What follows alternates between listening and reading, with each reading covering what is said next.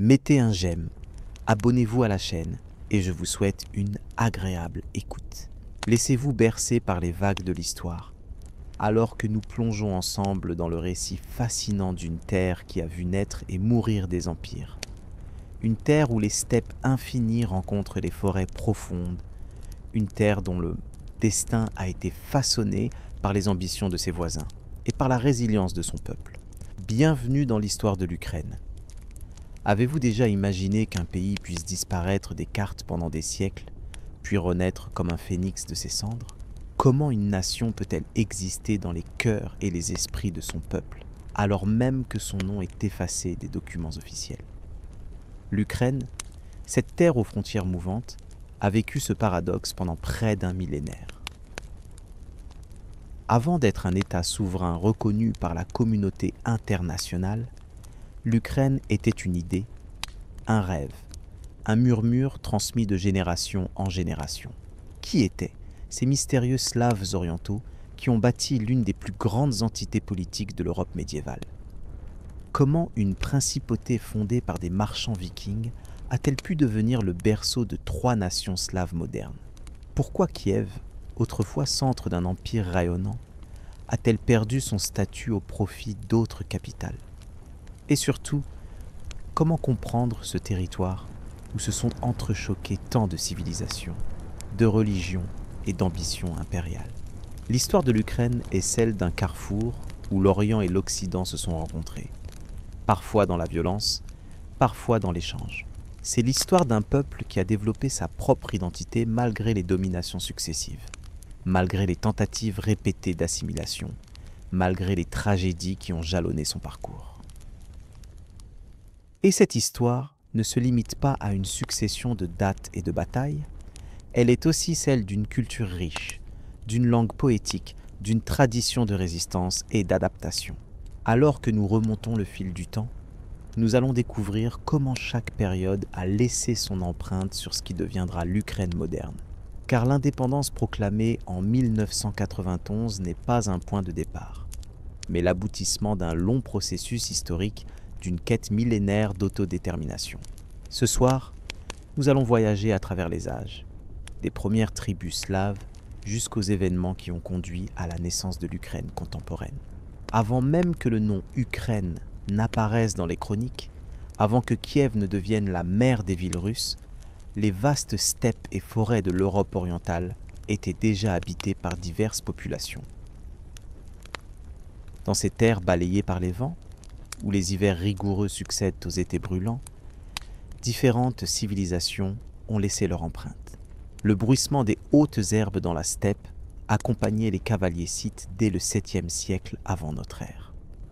Ces nomades redoutables, experts dans l'art du tir à l'arc à cheval, dominaient les plaines du nord de la mer Noire. Leur tumulus funéraire, appelé Kourgan, parsèment encore le paysage ukrainien, renfermant des trésors d'orfèvrerie qui témoignent d'une culture sophistiquée. Les Grecs, qui avaient établi des colonies sur les côtes de la mer Noire, les décrivaient avec un mélange de fascination et de crainte. Des cités comme Olbia, Chersonèse et Panticapée formaient un réseau commercial prospère, échangeant le grain des steppes contre les produits manufacturés méditerranéens. Puis vinrent les Sarmates, cousins des Scythes, qui les remplacèrent progressivement. Le cliquetis de leurs armures métalliques résonnait dans les plaines, tandis qu'ils étendaient leur contrôle. Les Romains, depuis leur provinces de Dacie et de Mésie, observaient ces peuples avec méfiance, construisant des fortifications pour protéger les frontières de l'Empire. Le parfum des épices et le tintement des pièces d'or marquaient les routes commerciales qui traversaient ce territoire, reliant la Baltique à Constantinople, la Scandinavie à la Perse. Au IIIe siècle de notre ère, le grondement sourd des chariots goths annonça l'arrivée de nouvelles populations germaniques. Venant du nord, ils s'établirent entre le Dniepr et le Dniestre, créant un royaume éphémère avant d'être balayés par la tempête unique. Les Huns d'Attila, avec leurs visages scarifiés et leurs arcs composites, semèrent la terreur dans toute l'Europe. Le galop de leurs petits chevaux résonnait comme un présage funeste pour les populations sédentaires. Après la dissolution de l'Empire unique, ce fut au tour des Avars, puis des Khazars d'établir leur domination. Ces derniers créèrent un khaganat puissant entre le 7e et le 10e siècle, contrôlant les routes commerciales et adoptant une politique religieuse unique en convertissant leur élite au judaïsme. Le chant des rabbins se mêlait aux appels des mouézines et aux prières des prêtres chrétiens dans ce royaume multiculturel. C'est dans ce contexte mouvant que les tribus slaves orientales commencèrent à s'installer plus densément dans la région. Le craquement des arbres abattus marquait la création de nouvelles clairières où s'élevaient des villages en bois. Les Polanes autour de Kiev, les Drevlianes dans les forêts du nord-ouest, les Severianes le long de la Desna, les Ulich et les Tivertse près du Dniestre formaient une mosaïque de communautés agricoles. Leurs maisons semi-enterrées, les Zemlianka, offraient une protection contre le froid mordant des hivers. L'odeur du pain frais et la fumée des foyers s'élevaient au-dessus des hameaux où la vie s'organisait au rythme des saisons. Ces Slaves vénéraient les forces de la nature. Perron, dieu du tonnerre, dont la statue ornée d'une barbe d'argent dominait les collines. Vélès, protecteur du bétail et de la richesse. Dashbog, divinité solaire. Et Mokosh, déesse de la fertilité. Les cérémonies au son des flûtes et des tambours rythment les solstices et les équinoxes, alors que les prêtres païens, les Volkv, interprétaient les signes de la nature. Au 8e siècle, de mystérieux guerriers venus du nord commencèrent à apparaître sur les grands fleuves de la région. Le grincement des rames de leurs dracars annonçait l'arrivée des Varegs, ces marchands guerriers scandinaves que les Slaves orientaux appelaient Russes. Ils descendaient le Dniepr, franchissant les dangereux rapides pour atteindre la mer Noire, et, au-delà, Constantinople, la ville aux 1000 coupoles qu'ils nommaient Miklagar. Le tintement de l'ambre, des fourrures et des esclaves qu'ils échangeaient contre des soieries et des épices résonnait sur les marchés. Ces Varegs ne venaient pas seulement pour commercer. Ils s'imposèrent progressivement comme une élite dirigeante parmi les tribus slaves, établissant des points de contrôle le long des voies navigables. Selon la chronique des temps passés, rédigée au début du XIIe siècle par le moine Nestor, les tribus slaves, fatiguées de leurs querelles intestines, auraient invité en 862 un chef vareg nommé Riurik à venir les gouverner. « Notre pays est grand et riche, mais l'ordre y fait défaut. Venez régner sur nous, aurait-il déclaré. Si cette légende relève probablement davantage du mythe fondateur que de la réalité historique, elle illustre néanmoins la fusion progressive qui s'opéra entre l'élite scandinave et les populations slaves locales. En quelques générations, ces Varegs s'assimilèrent, adoptant la langue et les coutumes slaves, tout en conservant leur expertise militaire et commerciale. À l'aube du IXe siècle, alors que l'empire carolingien dominait l'Europe occidentale et que Byzance rayonnait au sud, un nouvel État commençait à prendre forme dans les plaines d'Europe orientale. Les fondations étaient posées pour l'émergence de la Rus de Kiev, première entité politique organisée sur le territoire de l'Ukraine actuelle, carrefour où se rencontreraient les influences byzantines, scandinaves et slaves. Le claquement des étendards dans le vent, le son des cloches résonnant sur les collines de Kiev, le murmure des prières en vieux slave ecclésiastique dans les églises aux dômes dorés. Ainsi s'annonçait l'âge d'or de la Rus de Kiev, premier grand. État d'Europe orientale et ancêtre commun des nations ukrainiennes, russes et biélorusses actuelles. La véritable naissance de cet État est souvent attribuée à Oleg, successeur de Riurik. En 882, selon les chroniques, il s'empara de Kiev, alors contrôlé par deux autres Varegs, Askold et Dir. « Voici la mère des villes russes », aurait-il déclaré en contemplant la cité perchée sur les collines dominant le Dniepr. Stratégiquement située sur la route commerciale des Varegs aux Grecs, Kiev devint la capitale d'un territoire en expansion, unissant sous une même autorité diverses tribus slaves orientales. Le frémissement des voiles des navires marchands sur le Dniepr témoignait de l'importance commerciale de ce nouvel État.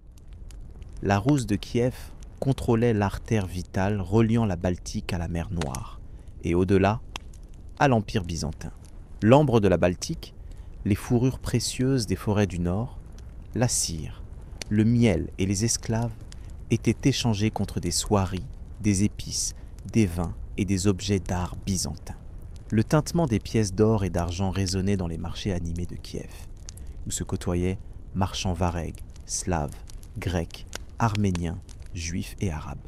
Sous Igor, fils de Riurik, puis sous son épouse Olga, qui assura la régence après sa mort, la Ruse de Kiev consolida son pouvoir. Le crissement des plumes sur le parchemin marquait la mise en place des premières lois écrites, tandis que l'administration se structurait. La princesse Olga, première dirigeante chrétienne de la Russe, elle se convertit lors d'un voyage à Constantinople vers 957, réforma le système de collecte des tribus, remplaçant le dangereux système de la poludie qui consistait à faire le tour des territoires pour recueillir les taxes par un système plus stable de postes fiscaux fixes. Mais c'est sous le règne de son petit-fils, Vladimir le Grand, que la Ruse de Kiev connut sa transformation la plus profonde. En 988, Vladimir décida de convertir son peuple au christianisme orthodoxe. Les récits racontent comment il aurait envoyé des émissaires étudier les différentes religions: islam, judaïsme, christianisme occidental et oriental. Ces derniers, éblouis par la splendeur des offices dans la cathédrale Sainte-Sophie de Constantinople, rapportèrent « Nous ne savions plus si nous étions au ciel ou sur terre, car sur terre, on ne trouve pas une telle splendeur. » La décision de Vladimir était aussi politique que spirituelle.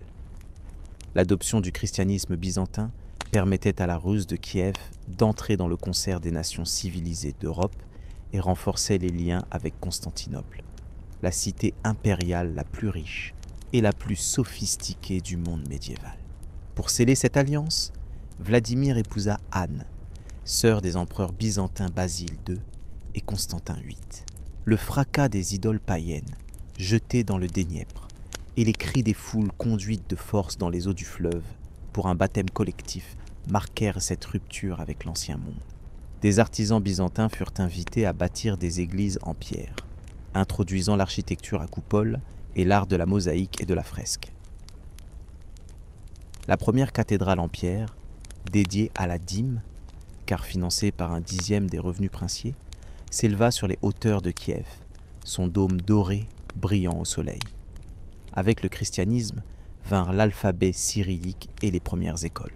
Le froissement des pages des manuscrits copiés et traduits du grec témoignait de l'émergence d'une culture écrite. La Russe, jusqu'alors société essentiellement orale, entrait dans l'âge de l'écrit, se dotant progressivement d'une littérature religieuse et profane. Sous Yaroslav le Sage, fils de Vladimir qui régna de 1016 à 1054, la Ruse de Kiev atteignit son apogée. Yaroslav, surnommé le beau-père de l'Europe en raison de sa politique matrimoniale ambitieuse, maria ses enfants aux familles royales de France, de Norvège, de Hongrie et de Byzance. Sa fille Anne devint reine de France en épousant Henri Ier, apportant à la cour française son éducation raffinée. Elle savait lire et écrire, contrairement à son époux. Kiev, sous Yaroslav, devint une métropole impressionnante comptant quelques 50 000 habitants, taille comparable à celle de Londres ou Paris à la même époque. Le claquement des marteaux des artisans, le bruissement des robes de soie des nobles, les chants des moines dans les monastères créaient une symphonie urbaine cosmopolite. La cathédrale Sainte-Sophie, chef-d'œuvre de l'architecture religieuse médiévale, avec ses 13 coupoles représentant le Christ et les 12 apôtres, fut construite pour rivaliser avec sa namesake constantinopolitaine. Yaroslav fit également compiler le premier code de lois écrits, la Rouskaya Pravda, qui reflétait un système judiciaire relativement avancé pour son époque, avec des compensations financières remplaçant souvent les châtiments corporels et une protection légale s'étendant à toutes les classes sociales, y compris les serfs. Mais cette brillante civilisation reposait sur des fondations fragiles. Après la mort de Yaroslav, suivant la coutume slave, la Russe fut divisée entre ses fils. Bien que le prince de Kiev conservât théoriquement la prééminence, le système du seignorat, où le pouvoir passait aux membres le plus âgés de la famille princière plutôt qu'en ligne directe de père en fils, engendra des conflits incessants. Le cliquetis des épées et le fracas des batailles entre princes rivaux devint un son familier. Plus d'une centaine de principautés émergèrent, chacune jalouse de ses prérogatives. Kiev resta prestigieuse, mais d'autres centres gagnèrent en importance. Tchernigov, avec sa magnifique cathédrale à 5 coupoles, Galitch et Volhynie à l'ouest, Polotsk au nord, et surtout Vladimir Souzdal au nord-est, qui deviendrait plus tard le noyau de la future Moscovie. Malgré ces divisions, la culture de la Russe continuait de fleurir. Le grattement des plumes sur le parchemin dans les scriptoria monastiques produisait des œuvres comme Le dit de la campagne d'Igor, épopée relatant une expédition malheureuse contre les Coumans. Ces nomades turcophones qui avaient remplacé les Péchénègues dans les steppes. Ce poème, mêlant éléments chrétiens et réminiscences païennes, témoigne de la richesse littéraire de cette civilisation médiévale slave. Les monastères, notamment la Laure des Grottes de Kiev, fondée par Antoine et Théodose au XIe siècle, devinrent des centres spirituels et intellectuels majeurs. Dans les cellules creusées, à même le calcaire des falaises surplombant le Dniepr, les moines copiaient des manuscrits, composèrent des chroniques, développaient l'art de l'icône et de l'enluminure. L'odeur de l'encens et la lueur vacillante des cierges accompagnaient leurs prières incessantes. Cependant, les divisions internes affaiblirent progressivement la Russe face aux menaces extérieures. En 1223, à la bataille de la Khalkha, les princes russes, incapables de coordonner efficacement leurs forces, subirent une cuisante défaite face à un détachement mongol en reconnaissance. Ce n'était qu'un prélude à la catastrophe qui allait suivre. 13 ans plus tard, en 1236, Batu Khan, petit-fils de Gengis Khan, lança une invasion massive. Le martèlement des sabots de la cavalerie mongole annonçait la fin d'une époque. Ville après ville tomba sous les coups des envahisseurs. Ryazan, Vladimir, Souzdal, Tchernigov.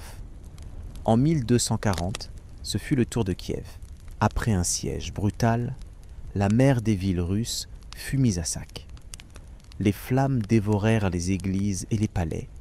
Les cris des mourants se mêlaient au craquement des bâtiments qui s'effondraient.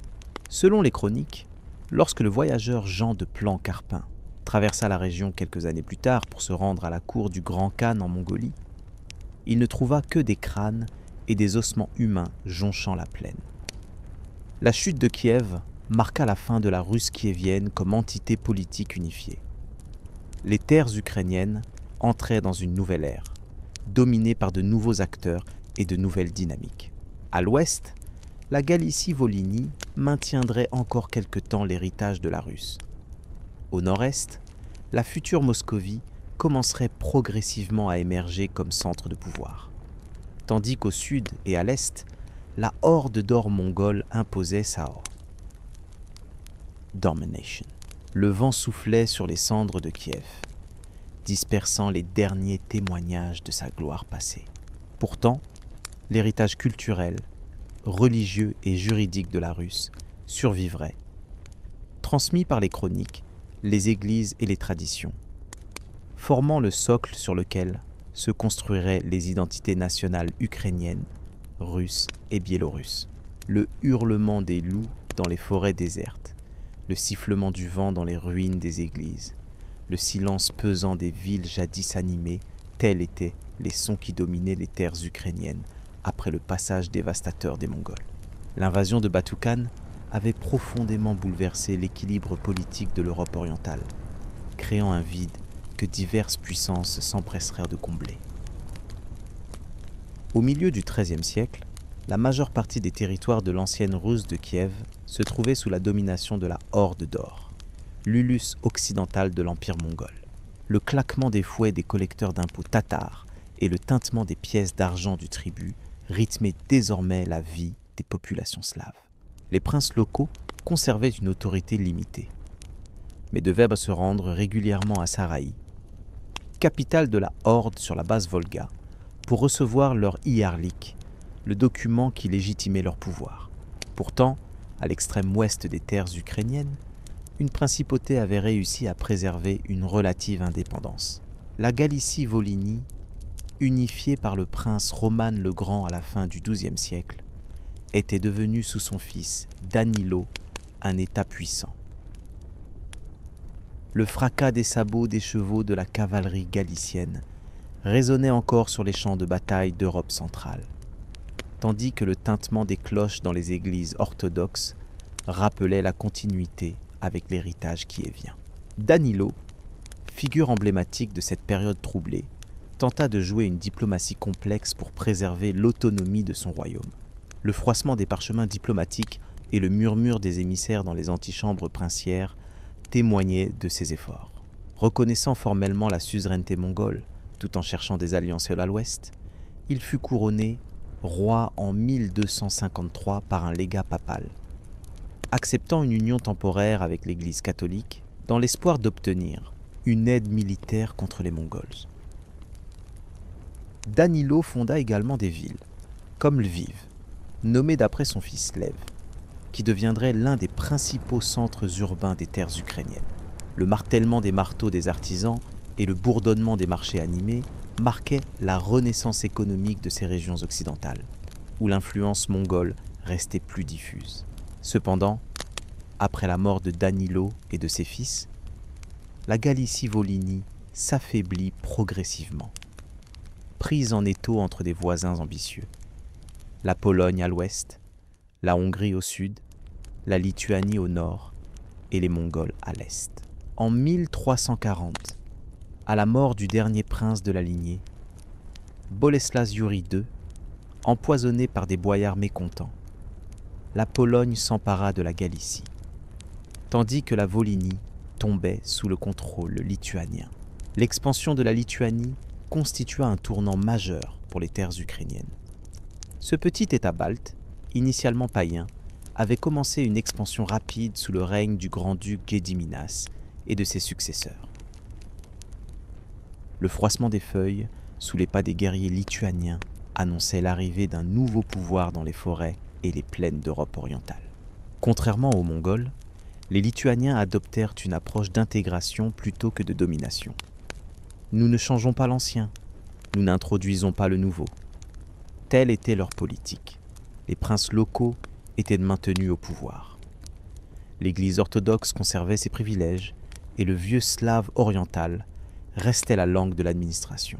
Le crissement des plumes sur les documents officiels continuait de produire des textes dans cette langue héritée de la Ruse de Kiev.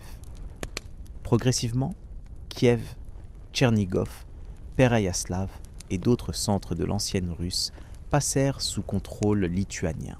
La faiblesse de la Horde d'Or, minée par des luttes intestines et affaiblie par la peste noire qui ravagea ces territoires au milieu du XIVe siècle, facilita cette expansion. Le gémissement des malades et l'odeur âcre des corps brûlés pour éviter la contagion marquèrent cette période sombre où la peste décima les populations urbaines. En 1362, le grand-duc lituanien Algirdas vainquit les Tatars à la bataille des Eaux Bleues sur la rivière Sinyuka, un affluent du Boug méridional. Le cliquetis des armures et les cris de guerre résonnèrent sur les rives de ce cours d'eau qui marqua un tournant dans l'histoire de la région. Cette victoire permit à la Lituanie d'étendre son contrôle jusqu'au rivage de la mer Noire, incluant la Podolie. Mais l'équilibre géopolitique allait à nouveau être bouleversé par l'union dynastique entre la Lituanie et la Pologne. En 1385, la grande-duchesse Jadwiga de Pologne épousa le grand-duc Jagellon de Lituanie, qui se convertit au catholicisme sous le nom de Władysław II.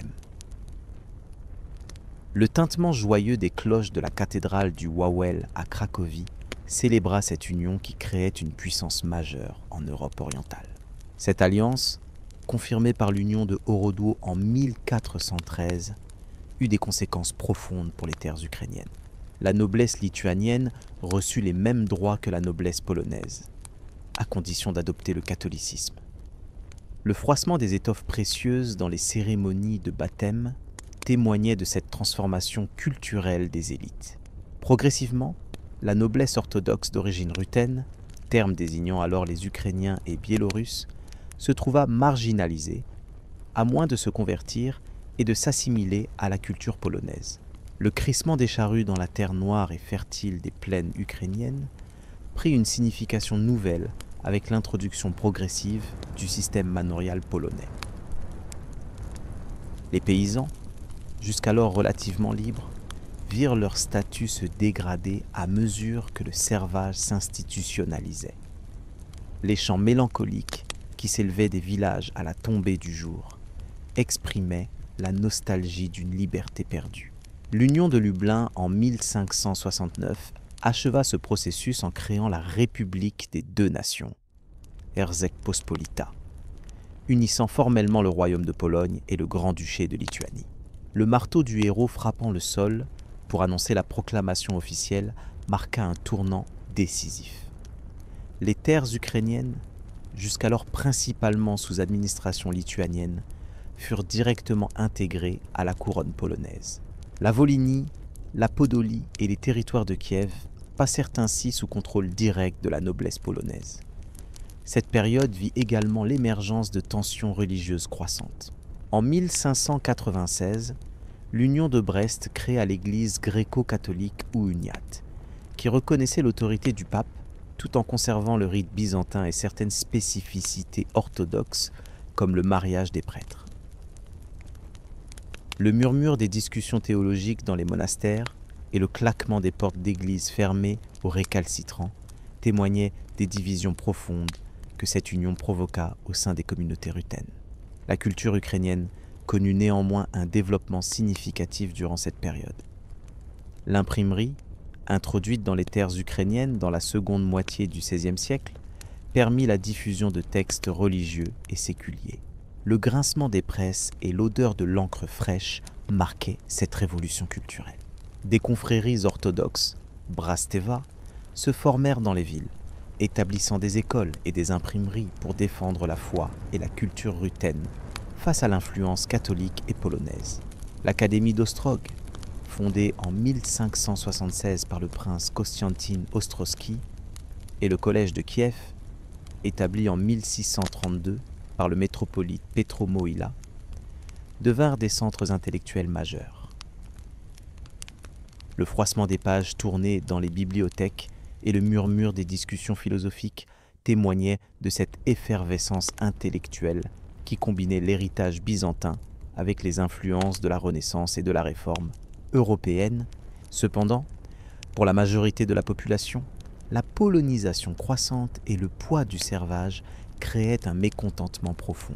Les chuchotements de révolte dans les villages et le craquement des branches sous les pas des fugitifs annonçaient l'émergence d'une nouvelle force dans l'histoire ukrainienne, les Cosaques. Ces hommes libres, établis dans les vastes steppes du sud-est, au-delà des rapides du Dniepr, Zaporogie, d'où leur nom de Zaporog, allaient bientôt jouer un rôle central dans la formation de l'identité ukrainienne et dans la lutte pour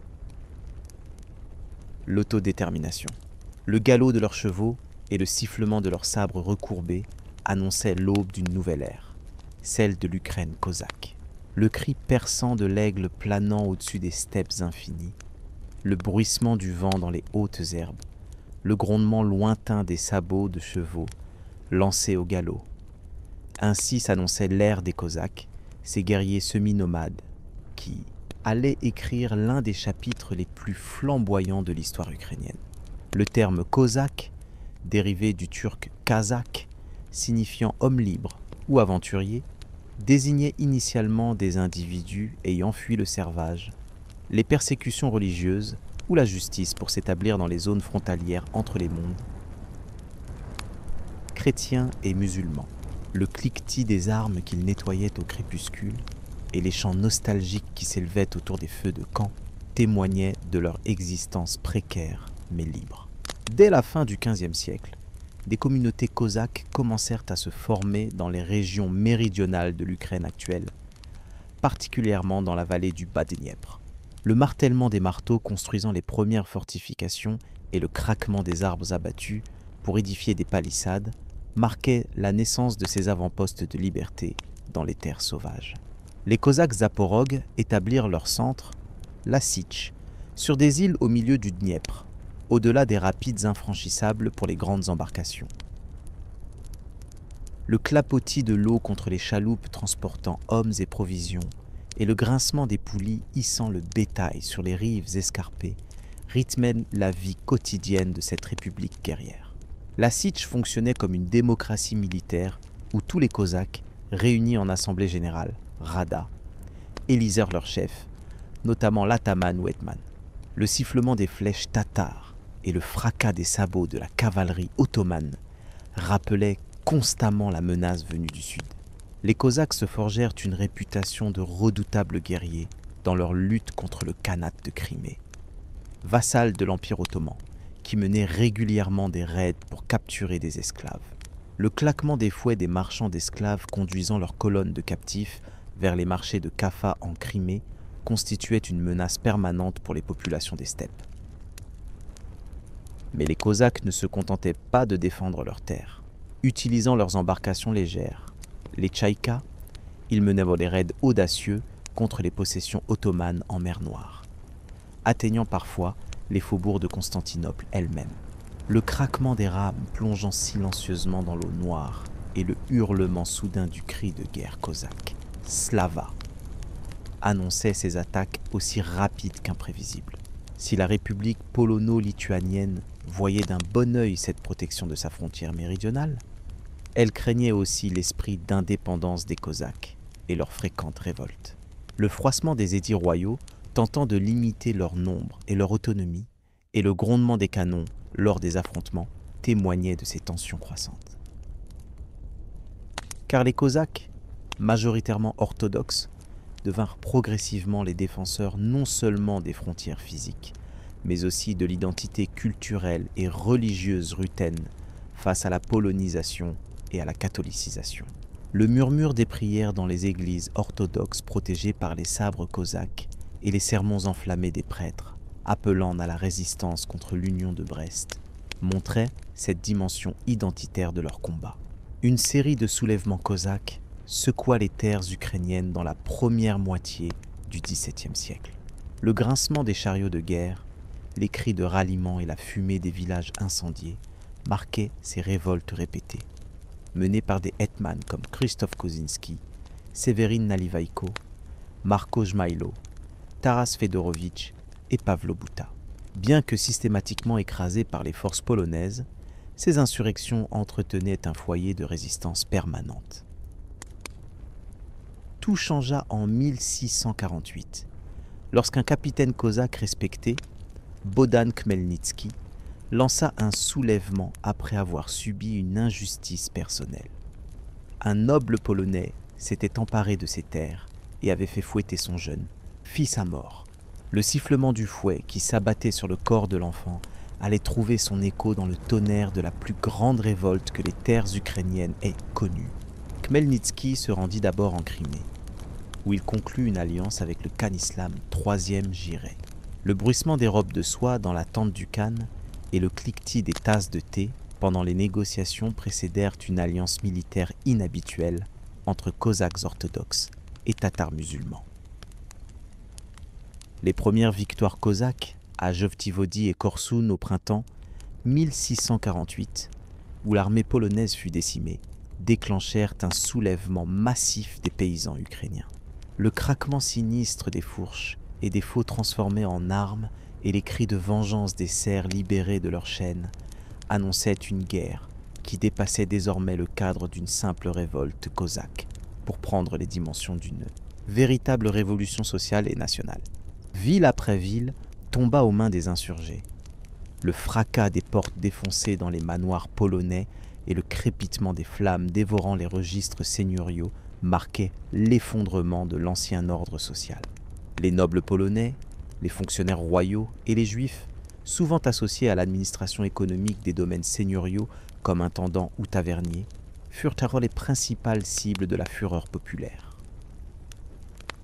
En septembre 1648, après sa victoire à la bataille de Piliavsi, Khmelnytsky fit une entrée triomphale à Kiev. Le carillon des cloches de la cathédrale Sainte-Sophie et les acclamations de la foule accueillant le Moïse ukrainien, comme l'appelait le métropolite, marquaient l'apogée du mouvement. Pour la première fois depuis des siècles, un pouvoir politique ukrainien indépendant semblait possible. Pourtant, Khmelnytsky comprit rapidement les limites de sa position. Coincé entre plusieurs puissances, la République polono-lituanienne affaiblie mais résiliente, l'Empire ottoman menaçant, le Khanat de Crimée inconstant et la Moscovie émergente, il chercha des alliés stables. Le bruissement des messages diplomatiques transportés par des cavaliers rapides à travers les steppes témoignait de cette quête d'alliance. En janvier 1654, lors du conseil de Pereyaslav, Khmelnytsky et une partie de l'élite cosaque jurèrent allégeance au tsar de Moscou, Alexis Ier. Le froissement du parchemin des articles de Bohdan Khmelnytsky, qui définissaient les conditions de cette alliance, révélait un arrangement qui semblait avantageux pour les Cosaques. Autonomie interne, préservation des privilèges cosaques, indépendance de l'Église orthodoxe ukrainienne, limitation à 60 000 du nombre de Cosaques enregistrés recevant une solde. Nous avons décidé de nous placer sous la main du tsar oriental, orthodoxe, aurait déclaré Khmelnytsky, soulignant la dimension religieuse de ce choix. Le tintement des encensoirs dans les églises, où des services d'action de grâce furent célébrés pour le nouveau souverain, et le murmure des prières pour le protecteur orthodoxe semblait confirmer la sagesse de cette décision. Mais cette alliance, présentée par l'historiographie russe comme une réunification et par l'historiographie ukrainienne comme un traité entre égaux, portait en elle les germes des futures tensions. Le crissement des plumes des scribes moscovites, modifiant subtilement les termes du traité dans leurs copies officielles, annonçait les malentendus à venir. Après la mort de Khmelnytsky en 1657, l'Hetmanat, l'État cosaque qu'il avait créé, entra dans une période connue sous le nom de ruine. Le fracas des batailles fratricides et les lamentations des populations prises entre plusieurs feux témoignaient de la division des élites cosaques entre factions pro-moscovites, pro-polonaises et pro-ottomanes. L'Hetmanat fut finalement divisé le long du Dniepr par le traité d'Androusovo en 1667. La rive gauche, avec Kiev, passa sous contrôle moscovite, tandis que la rive droite retourna à la Pologne. Le bruit sourd du marteau du diplomate scellant ce traité résonnait comme un glas pour l'unité des terres ukrainiennes. Des hetmans comme Ivan Mazepa tentèrent de renverser la situation. Son alliance avec le roi Charles XII de Suède contre Pierre le Grand lors de la Grande Guerre du Nord représenta une tentative audacieuse de restaurer l'indépendance cosaque. Le martèlement des tambours de guerre et le hurlement des canons à la bataille de Poltava en 1709, où les forces suédo-ukrainiennes furent défaites, marquèrent la fin de ce rêve et le début d'une intégration accélérée de l'Hetmanat dans l'Empire russe. La dernière Sich Zaporog fut détruite sur ordre de Catherine II en 1775, après la guerre russo-turque. Le crépitement des flammes, dévorant les bâtiments en bois, et les gémissements des derniers défenseurs blessés marquaient la fin d'une époque. La tsarine déclara cyniquement « Il n'y a plus de Sich Zaporog, et donc plus de Cosaques. » Une partie des Zaporogues s'enfuit dans les possessions ottomanes, fondant la Sich du Danube, tandis que d'autres furent réinstallés dans le Kouban, aux confins du Caucase. Pourtant, l'héritage cosaque demeurerait profondément ancré dans la conscience nationale ukrainienne. Les chants épiques, les doumis, récités par les kobzars aveugles au son mélancolique de leurs instruments à cordes, perpétuaient la mémoire de l'âge d'or cosaque. L'image du cosaque libre, défenseur de la foi et de la liberté, deviendrait un symbole central de l'identité ukrainienne moderne. Un rappel constant d'une période où l'Ukraine avait goûté à l'autodétermination. Le tintement lugubre des chaînes des serfs dans les domaines seigneuriaux, le sifflement du knout des contremaîtres et le soupir résigné des paysans courbés sur la terre noire. Ainsi commença l'ère de la domination impériale russe sur la majeure partie des terres ukrainiennes. Une domination qui, progressivement, s'efforcerait d'effacer jusqu'au nom même d'Ukraine. Après la suppression de l'autonomie cosaque, l'Empire russe entreprit une réorganisation administrative complète des territoires ukrainiens sous son contrôle. Le crissement des plumes sur les cartes redessinées dans les bureaux de Saint-Pétersbourg et le martèlement des tampons officiels sur les nouveaux documents administratifs marquaient cette transformation. Les anciennes structures cosaques furent remplacées par des gouvernements, gouvernies, dirigés par des fonctionnaires nommés par le pouvoir central. Le terme Ukraine lui-même disparut des documents officiels, remplacé par des désignations comme Petite Russie, gouvernement de Kiev ou terre du Sud-Ouest. Pour l'élite cosaque, la période qui suivit représenta un dilemme existentiel. Le bruissement des robes de cour et le murmure des conversations en français dans les salons aristocratiques marquaient l'assimilation progressive de cette élite à la noblesse russe. Face au choix entre préserver leur identité distincte ou jouir des privilèges accordés à la noblesse impériale, beaucoup choisirent la seconde option. Le manifeste sur la liberté de la noblesse, promulgué par Pierre III en 1762, offrait des avantages considérables. Exemption du service militaire obligatoire, droit de posséder des terres et des serfs, accès à l'éducation européenne. Le froissement des papiers officiels, reconnaissant les titres nobiliaires des anciennes familles cosaques, témoignait de cette intégration dans la structure sociale de l'Empire. Certaines familles d'origine cosaque, comme les Rozumovski, les Skoropadsky ou les Kochubey, accédèrent aux plus hautes sphères de l'État impérial. Le cliquetis des décorations sur les uniformes d'apparat et le bruissement des conversations en plusieurs langues dans les salons pétersbourgeois attestaient de cette réussite sociale. Mais pour l'immense majorité de la population ukrainienne, composée de paysans, la domination russe signifia l'aggravation du servage. Le servage, déjà présent sous la République polono-lituanienne, fut renforcé sous Catherine II. Le gémissement des fouets s'abattant sur le dos des récalcitrants et le cliquetis des chaînes des fugitifs capturés symbolisaient cette détérioration. En 1783, un oukase impérial interdit aux paysans de changer de lieu de résidence, les attachant définitivement à la terre.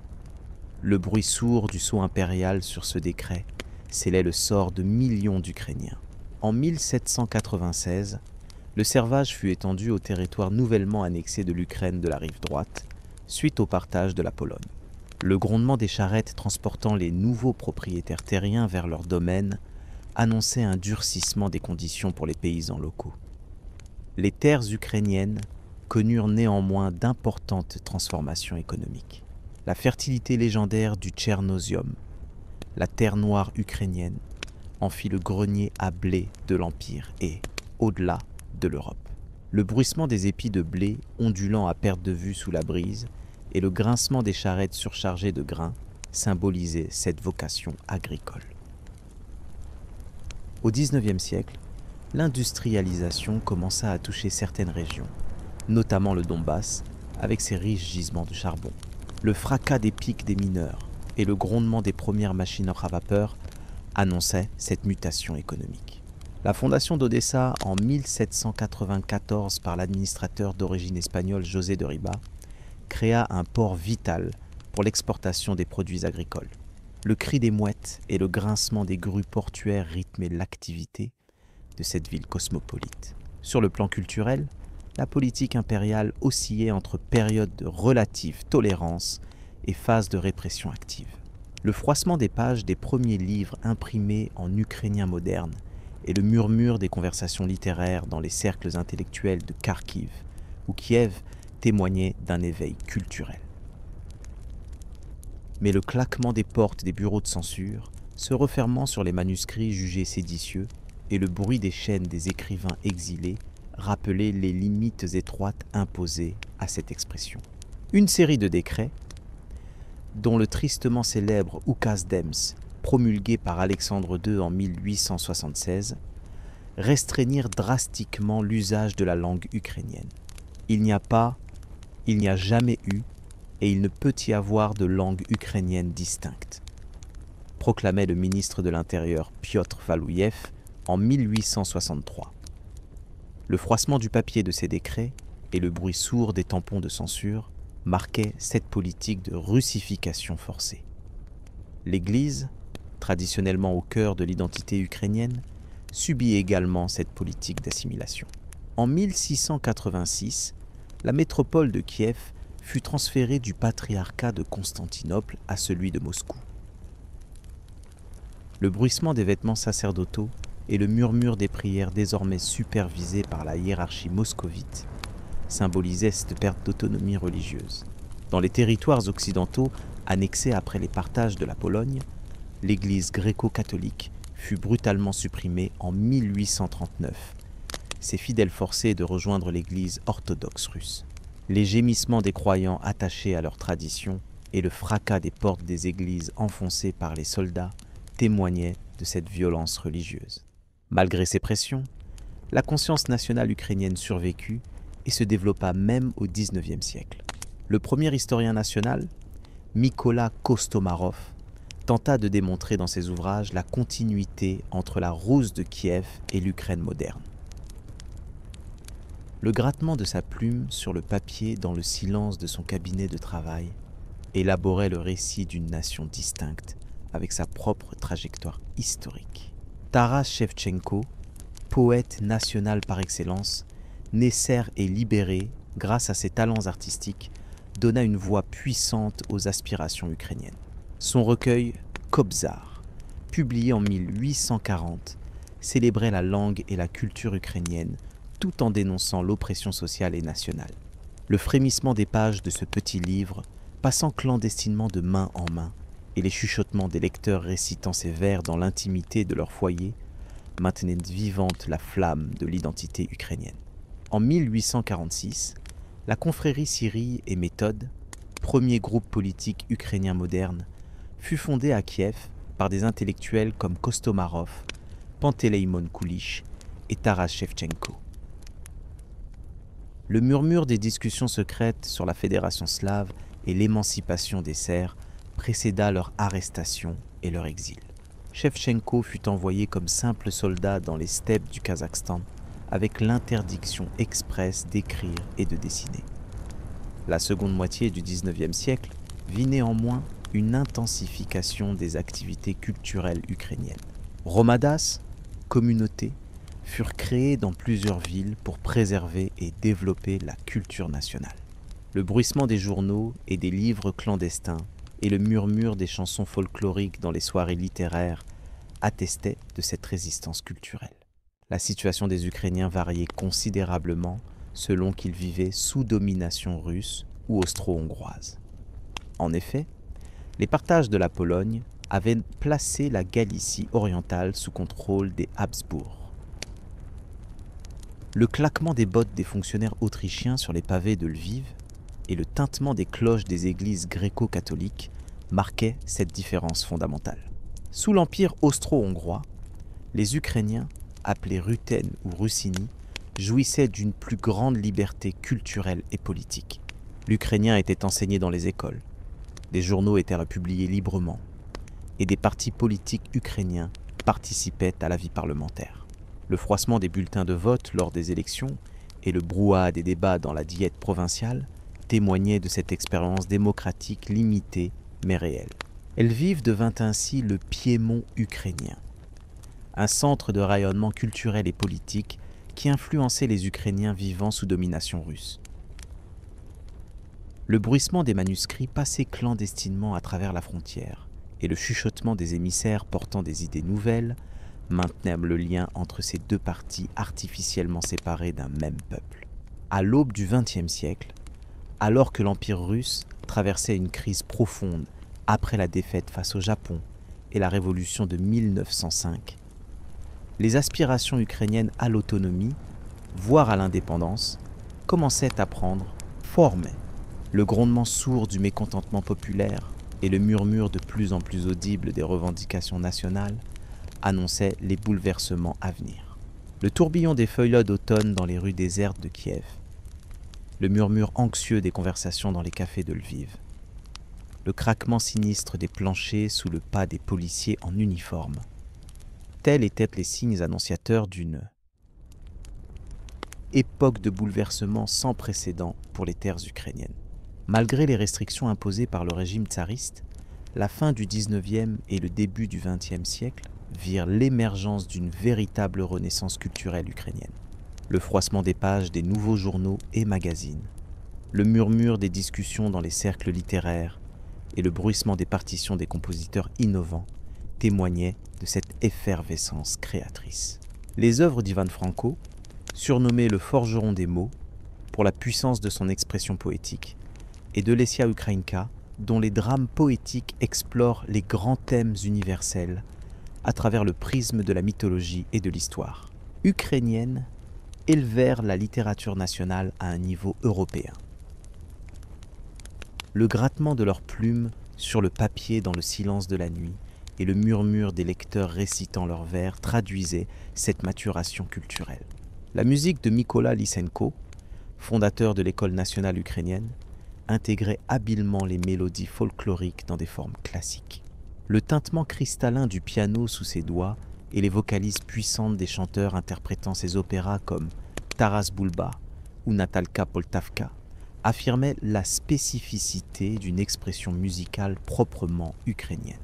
Cette renaissance culturelle s'accompagna de l'émergence d'une conscience politique plus affirmée. Les premiers partis politiques ukrainiens modernes furent fondés à cette époque. Le Parti révolutionnaire ukrainien en 1900, puis le Parti ouvrier social-démocrate ukrainien, le Parti radical et d'autres formations représentant diverses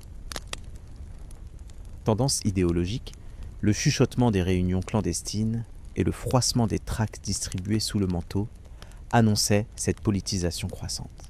La révolution russe de 1905, déclenchée par le Dimanche sanglant à Saint-Pétersbourg, ouvrit une brève période de libéralisation. Le tintement joyeux des chaînes brisées et les acclamations des prisonniers politiques libérés célébraient ces nouvelles libertés. Des journaux ukrainiens purent être publiés légalement. Des associations culturelles opérèrent au grand jour et des députés ukrainiens siégèrent dans les premières et deuxièmes Douma, parlements. Mais cette respiration fut de courte durée. Dès 1907, le régime tsariste reprit la main. Le claquement des portes des imprimeries fermées par la police et le bruit sourd des crosses de fusil frappant aux portes des militants arrêtés marquaient ce retour à la répression. La Première Guerre mondiale, qui éclata en août 1914, plaça les Ukrainiens dans une position particulièrement tragique, divisés entre deux empires ennemis. Le tonnerre des canons et le sifflement des obus qui commençaient à déchirer le ciel d'Europe allaient avoir des conséquences catastrophiques pour la population.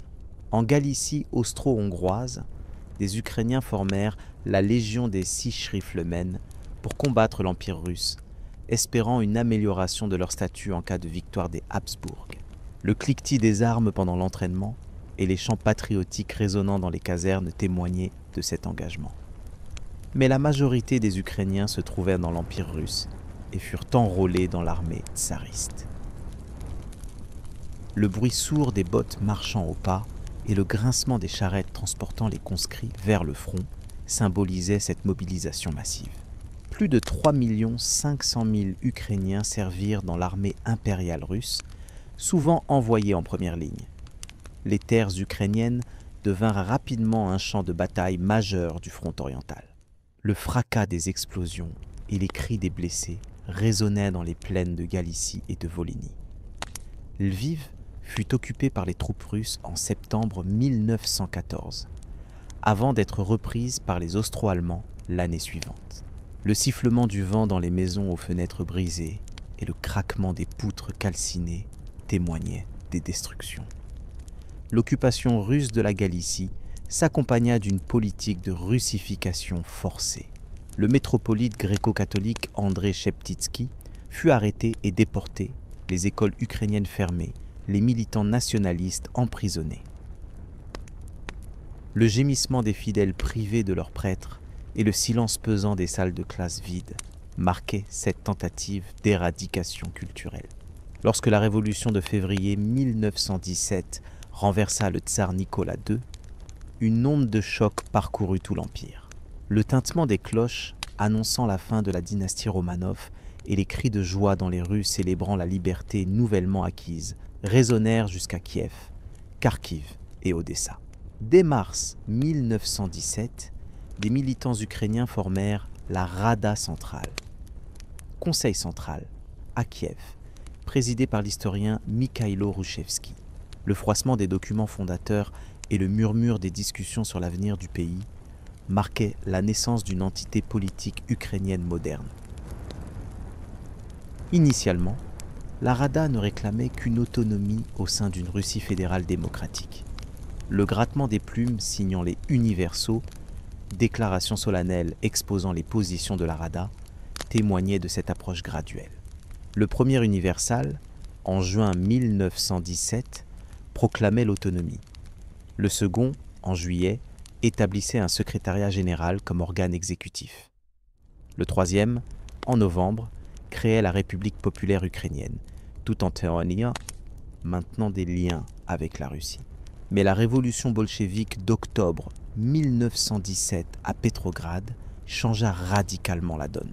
Le fracas des combats de rue dans la capitale russe et le crépitement des mitrailleuses annonçaient une nouvelle ère de violence révolutionnaire. Face à la prise de pouvoir par Lénine et les bolcheviks, la Rada émit son quatrième universal en janvier 1918, proclamant l'indépendance complète de l'Ukraine. Désormais, la République populaire ukrainienne devient un État indépendant, libre et souverain du peuple ukrainien, déclarait solennellement ce document. Le bruissement de la foule rassemblée sur la place Sainte-Sophie à Kiev pour entendre cette proclamation historique et les acclamations accueillant la naissance d'un État ukrainien indépendant résonnait comme un accomplissement après des siècles de domination étrangère. Mais cette indépendance était née dans un contexte extrêmement précaire. Les bolcheviks, refusant de reconnaître la sécession ukrainienne, envoyèrent des troupes contre Kiev. Le grondement des canons se rapprochant de la capitale et le sifflement des balles dans les rues témoignaient de cette menace imminente. Prise entre l'avancée bolchevique et la nécessité de se défendre, la jeune République signa le traité de Brest-Litovsk avec les puissances centrales en février 1918. Le crissement des plumes signant cet accord controversé et le murmure désapprobateur des alliés de l'entente marquaient de choix difficiles. Les troupes allemandes et austro-hongroises entrèrent en Ukraine, repoussant les bolcheviks mais imposant bientôt leur propre contrôle. Mécontents de la politique agraire de la Rada, les Allemands organisèrent un coup d'État en avril 1918, installant le général Pavlo Skoropadsky comme hetman de l'Ukraine. Le claquement des bottes allemandes sur les pavés de Kiev et le froissement de la Constitution suspendue symbolisaient cette prise de contrôle étrangère. L'effondrement des empires centraux en novembre 1918 mit fin au régime de Skoropadsky. Le Directoire, dirigé par Volodymyr Vinnytchenko et Simon Petliura, prit le pouvoir, restaurant la République populaire ukrainienne. Mais le pays était déjà plongé dans le chaos. Le fracas des combats sur plusieurs fronts et les cris des civils pris entre les lignes ennemies témoignaient d'une guerre civile d'une complexité extraordinaire. Car en Ukraine, le conflit ne se limitait pas à une simple opposition entre rouges et blancs comme dans le reste de l'ancien empire russe. Le cliquetis des armes diverses et le bourdonnement confus des proclamations contradictoires révélaient un écheveau inextricable de forces en présence. L'armée rouge bolchevique, les forces nationalistes de la République populaire ukrainienne, les armées blanches de Denikine, puis de Wrangel, les anarchistes de Nestor Makhno, les troupes polonaises, sans compter les nombreuses bandes locales et les multiples pogroms anti-juifs qui ensanglantèrent les villes et bourgades. Le gémissement des blessés abandonnés sur les routes et le crépitement des incendies dévorant villages et récoltes témoignaient d'une souffrance humaine indicible. Entre 1917 et 1921, le pouvoir changea de main à Kiev pas moins de 14 fois. Le grincement des portes des bâtiments gouvernementaux, constamment ouvertes et refermées pour accueillir de nouveaux maîtres, symbolisait cette instabilité chronique. La population civile, épuisée par la guerre mondiale, puis par la guerre civile, souffrait de la faim, des épidémies et des exactions de toutes les armées en présence. Le murmure des prières désespérées et le silence des places de marché désertes révélaient cette détresse collective. À l'ouest, en Galicie orientale, les Ukrainiens avaient proclamé la République populaire d'Ukraine occidentale en novembre 1918, après l'effondrement de l'Empire austro-hongrois. Le froissement des drapeaux bleus et jaunes hissés sur les bâtiments publics de Lviv et les acclamations des foules célébrant cette indépendance longtemps rêvée semblaient annoncer une ère nouvelle. Mais la jeune République entra immédiatement en conflit avec les Polonais, qui revendiquaient également ces territoires. Le sifflement des balles dans les rues de Lviv et le fracas des combats dans les Carpates marquèrent le début d'une guerre polono-ukrainienne acharnée. Malgré la formation d'une armée disciplinée et motivée, l'armée galicienne ukrainienne, l'Azuner fut finalement vaincue par les forces polonaises, mieux équipées et soutenues par la France. Le bruit sourd des bottes polonaises marchant victorieusement dans les rues de Lviv en juillet 1919 annonçait un nouvel ordre géopolitique. Un éphémère acte d'union avait pourtant été proclamé en janvier 1919, unissant formellement la République populaire ukrainienne et la République populaire d'Ukraine occidentale. Le bruissement de la foule rassemblée sur la place Sainte-Sophie à Kiev pour célébrer cette unification historique et les acclamations saluant l'accomplissement d'un rêve séculaire témoignaient de l'importance symbolique de cet événement. Mais les réalités militaires et diplomatiques eurent rapidement raison de ces aspirations unitaires. Au printemps 1920, dans un dernier sursaut, la République populaire ukrainienne de Simon Petliura s'allia avec la Pologne de Józef Piłsudski contre la Russie bolchevique. Le crissement des plumes signant ce pacte controversé et le murmure désapprobateur de nombreux nationalistes ukrainiens, opposés à cette alliance avec un ennemi traditionnel, illustraient les déchirements internes du mouvement national. L'offensive polono-ukrainienne permit brièvement de reprendre Kiev aux bolcheviks en mai 1920. Le tintement joyeux des cloches et les chants patriotiques célébrant cette libération éphémère furent les derniers échos d'un espoir mourant. Car la contre-offensive soviétique repoussa bientôt les forces polono-ukrainiennes loin vers l'ouest. Le fracas de la retraite et les gémissements des blessés abandonnés le long des routes poussiéreuses annonçaient la fin des rêves d'indépendance.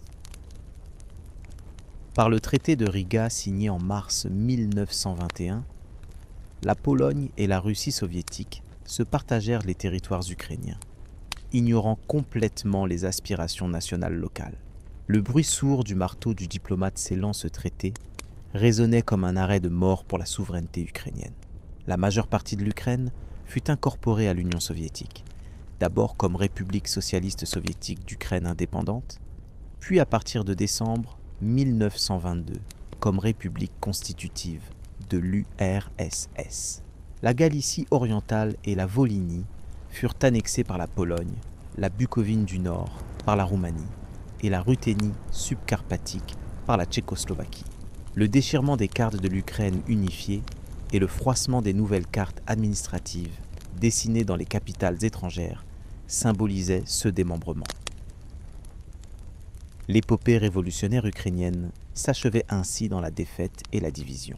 Pourtant, malgré son échec final, elle avait démontré la force du sentiment national ukrainien et la volonté d'indépendance d'un peuple qui, pour la première fois depuis des siècles, avait tenté de prendre son destin en main.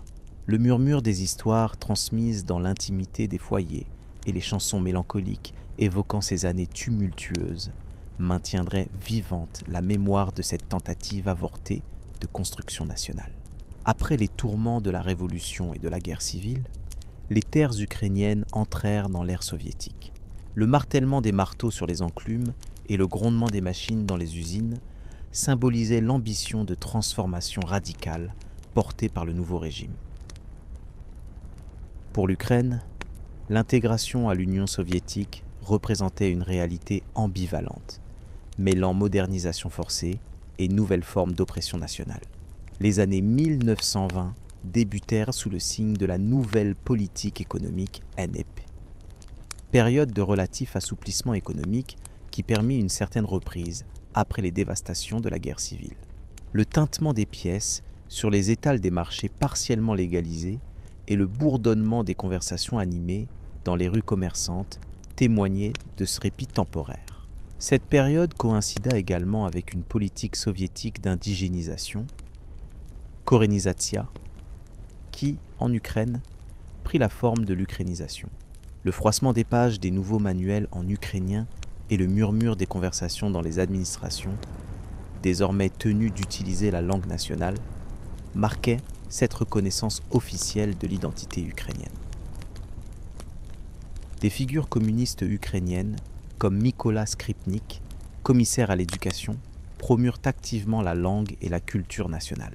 Le bruissement des journaux et magazines en ukrainien, dont le nombre augmenta considérablement, et le bourdonnement des salles de théâtre où l'on jouait des pièces en langue nationale illustraient cette floraison culturelle. Cette renaissance, bien que contrôlée par le parti, permit l'émergence d'un mouvement artistique et intellectuel remarquable que l'on nommerait plus tard la Renaissance fusillée. Des écrivains comme Mykola Kvilovi, Pavlo Tychina, Mykola Bajan ou Valerian Pinmoilny, des cinéastes comme Oleksandr Dovzhenko, des artistes plastiques comme Mikhailo Boïtchouk développèrent des œuvres qui, tout en s'inscrivant formellement dans le cadre idéologique soviétique, exprimaient une sensibilité spécifiquement ukrainienne. Le grattement des plumes sur le papier dans le silence des nuits d'inspiration et le cliquetis des caméras sur les plateaux de tournage témoignaient de cette créativité foisonnante. Le théâtre connut un développement particulier avec des metteurs en scène visionnaires comme les Kourba, dont le théâtre Bérézil révolutionna les formes dramatiques. Le bruissement des costumes sur scène et les applaudissements enthousiastes du public découvrant de nouvelles formes d'expression symbolisaient cette effervescence artistique. Mais la relative tolérance des années 20 céda bientôt la place à une reprise en main brutale. L'arrivée au pouvoir de Staline et le lancement du premier plan quinquennal en 1928 marquèrent un tournant. Le tonnerre des démolitions des anciennes structures et le martèlement incessant des chantiers gigantesques annonçaient une transformation radicale de la société. En Ukraine, l'industrialisation forcée se concentra particulièrement sur l'industrie lourde. Des complexes métallurgiques comme Azovstal, à Mariupol, ou des centrales hydroélectriques comme le Dnipro HES, près de Zaporijia, surgirent de terre à un rythme effréné. Le vrombissement des turbines et le rugissement des hauts fourneaux témoignaient de cette modernisation accélérée. Les anciennes steppes se couvrirent de cheminées d'usines crachant leur fumée noire dans le ciel autrefois limpide, transformant irrémédiablement le paysage et le mode de vie. Mais c'est la collectivisation forcée de l'agriculture qui eut les conséquences les plus tragiques. À partir de 1929, la politique de dékoulakisation visa à éliminer les paysans les plus prospères, qualifiés de koulaks, et à forcer les autres à rejoindre les fermes collectives, kolkhozes, ou d'État, sovkhozes. Le fracas des portes enfoncées par les brigades de collectivisateurs et les cris des familles expulsées de leurs maisons dans le froid hivernal marquèrent le début d'une guerre contre la paysannerie traditionnelle. La résistance fut particulièrement forte en Ukraine, où les traditions d'indépendance paysanne étaient profondément ancrées. Le murmure des réunions secrètes dans les granges et le cliquetis des armes dissimulées témoignaient de cette opposition désespérée. En réponse, le régime intensifia la répression. Le grincement sinistre des charrettes transportant des familles entières vers les gares, d'où elles seraient déportées en Sibérie, et les coups secs des fusils des exécutions sommaires révélaient la brutalité de cette politique. Puis vint l'horreur suprême, l'Holodomor, la grande famine de 1932-1933. Face à la résistance paysanne, les autorités soviétiques, sous la direction de Staline, imposèrent des quotas de réquisition impossibles à atteindre. Le bruit sourd des sacs de grains chargés sur les camions qui quittèrent les villages affamés, et le silence glaçant des maisons où tous les habitants étaient morts de faim, témoignaient de cette politique délibérée.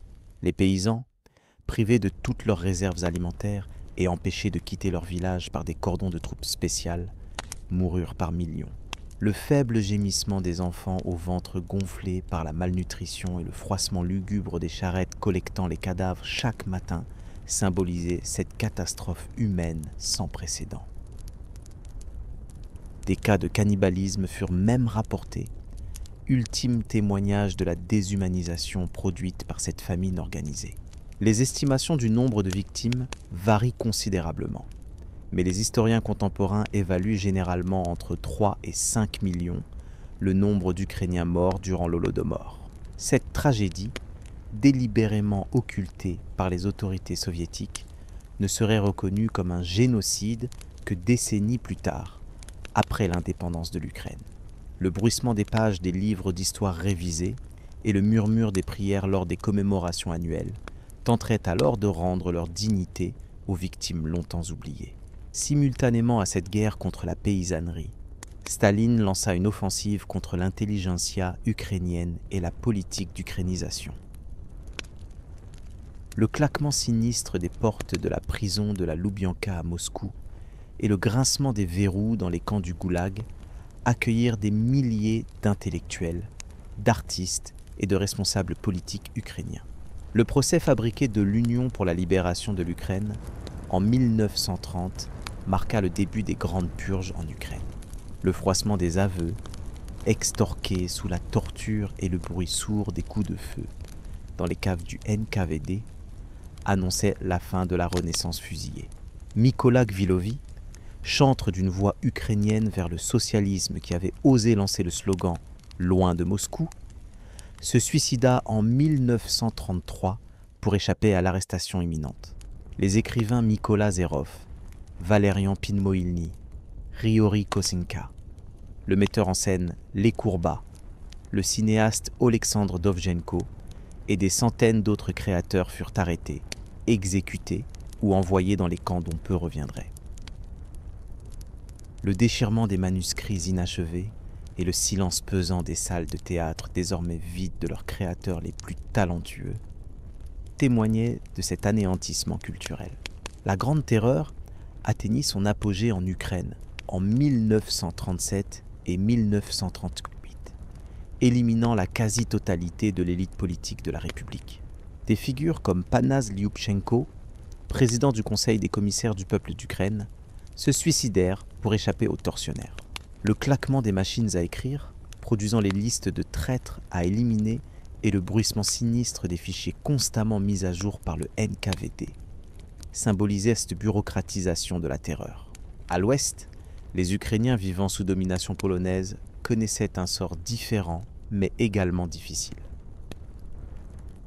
La politique de polonisation intensive, notamment à travers le programme de pacification des années 30, visait à assimiler les populations ukrainiennes. Le claquement des matraques de la police sur les corps des paysans récalcitrants et le crépitement des incendies dévorant les institutions culturelles ukrainiennes illustraient cette répression.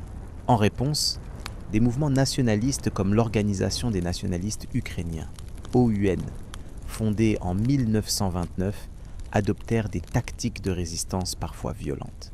Le sifflement des bombes posées contre des cibles gouvernementales polonaises et le murmure des serments prêtés par les nouveaux membres dans des cérémonies secrètes révélaient la radicalisation d'une partie de la jeunesse ukrainienne. La fin des années 30 vit un nouveau redécoupage de l'Europe, qui affecta profondément les terres ukrainiennes. Le pacte germano-soviétique d'août 1939, avec ses protocoles secrets, prévoyait le partage de la Pologne. Le froissement des cartes étalées sur les tables des négociateurs à Moscou et le bruit sourd des tampons officiels scellant ces accords secrets préfiguraient un nouveau bouleversement.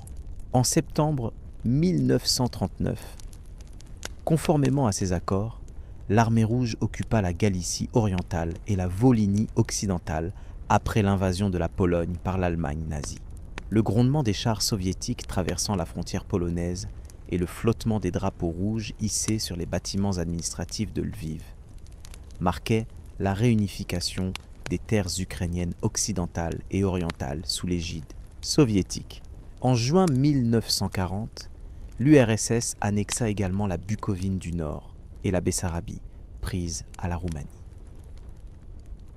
Officiellement, cette libération des Ukrainiens du joug polonais et roumain était célébrée comme l'accomplissement d'une aspiration historique à l'unité nationale. Le tintement joyeux des cloches dans les villages et les acclamations orchestrées des foules rassemblées pour des manifestations de soutien masquaient cependant une réalité bien plus sombre. Car les nouveaux maîtres soviétiques entreprirent immédiatement d'appliquer au territoire nouvellement annexé les mêmes politiques qui avaient dévasté l'Ukraine soviétique dans les années 30. Collectivisation forcée, nationalisation des entreprises, persécution religieuse et élimination physique des élites locales.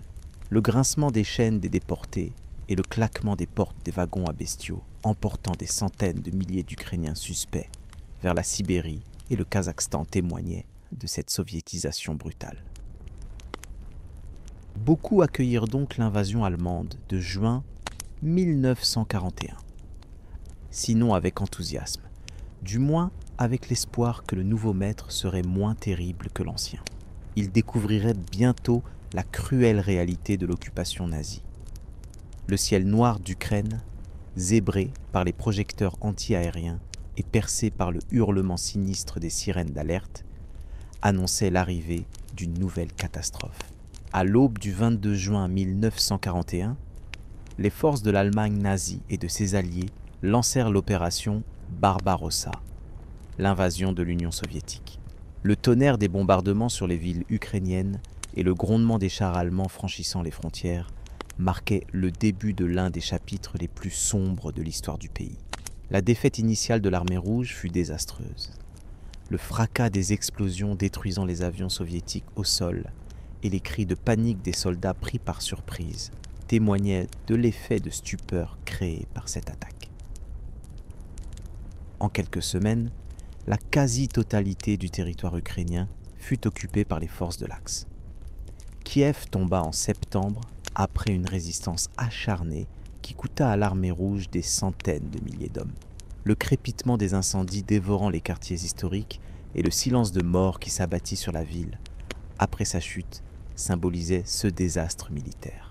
Certains nationalistes ukrainiens, notamment la faction de l'OUN dirigée par Stepan Bandera, tentèrent d'utiliser la situation pour proclamer un État ukrainien indépendant. Le 30 juin 1941, à Lviv, ils annoncèrent la restauration de l'État ukrainien. Le froissement des tracts nationalistes distribués dans les rues et le murmure des sermons improvisés dans les églises à nouveau ouvertes célébraient ce rêve d'indépendance ressuscité. Mais les nazis n'avaient aucunement l'intention de soutenir les aspirations nationales ukrainiennes. En quelques jours, les dirigeants de l'OUN, y compris Bandera lui-même, furent arrêtés et envoyés en camp de concentration.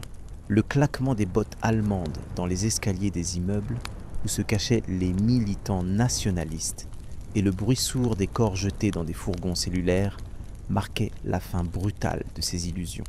Pour les nazis, l'Ukraine n'était qu'un territoire à exploiter dans le cadre du Lebensraum, l'espace vital germanique. Selon leur idéologie raciste, les Slaves, y compris les Ukrainiens, étaient considérés comme des Untermenschen, des sous-hommes destinés au mieux à servir de main-d'œuvre servile. Le grincement des charrettes surchargées de céréales et de bétail réquisitionné et le sifflement des trains emportant vers l'Allemagne les richesses ukrainiennes symbolisaient cette exploitation économique systématique. Plus terrible encore fut le sort des Juifs d'Ukraine, victimes de la solution finale. Dès les premiers jours de l'occupation, des pogroms éclatèrent dans certaines villes, parfois avec la participation de collaborateurs locaux. Le cliquetis sinistre des verrous fermant les ghettos improvisés et les gémissements des familles entassées dans des conditions inhumaines annonçaient le début de l'Holocauste en Ukraine. Bientôt, les Einsatzgruppen, unités mobiles d'extermination, commencèrent leur œuvre meurtrière. Le site le plus tristement célèbre fut le ravin de Babi Yar, près de Kiev, où en septembre 1941, en 2 jours seulement, 33 771 juifs furent exécutés. Le crépitement des mitrailleuses au bord des fosses communes et le bruit sourd des corps s'effondrant les uns sur les autres témoignaient de cette industrialisation de la mort. Au total, l'Holocauste fit environ 1,5 million de victimes juives en Ukraine, soit près d'un quart du total des victimes de la Shoah. Le silence glaçant des synagogues désormais vides et le bruissement du vent dans les cimetières juifs abandonnés symbolisaient l'anéantissement d'une communauté qui avait contribué pendant des siècles à la vie culturelle et économique des terres ukrainiennes. Les Roms subirent un sort similaire, tandis que des millions de prisonniers de guerre soviétiques moururent de faim, de maladies et de mauvais traitements dans les camps allemands. Le murmure des prières désespérées et le râle des mourants derrière les barbelés des stalags témoignaient de cette autre facette du génocide nazi. Face à cette terreur, la résistance s'organisa sous diverses formes. Le mouvement partisan soviétique se développa particulièrement dans les régions forestières du nord de l'Ukraine. Le froissement des feuilles, sous les pas furtifs des résistants, et le chuchotement des messages codés transmis de village en village symbolisaient cette lutte clandestine. Dans les territoires occidentaux, l'armée insurrectionnelle ukrainienne, UPA, branche militaire de l'OUN, menait une guérilla complexe, combattant à la fois contre les Allemands et contre les partisans soviétiques. Le sifflement des balles dans les forêts des Carpates et le murmure des chants nationalistes autour des feux de camps cachés marquaient cette résistance ambiguë, dont l'héritage reste controversé en raison des atrocités commises contre les populations polonaises et juives dans certaines régions. À partir de 1943, l'armée rouge commença à reconquérir le territoire ukrainien. Le rugissement des Katyushas, ces lance-roquettes multiples soviétiques que les soldats allemands surnommaient « orgues de Staline », et le grondement des milliers de chars T-34 annonçaient la contre-offensive soviétique. Kharkiv fut libéré en août, Kiev en novembre.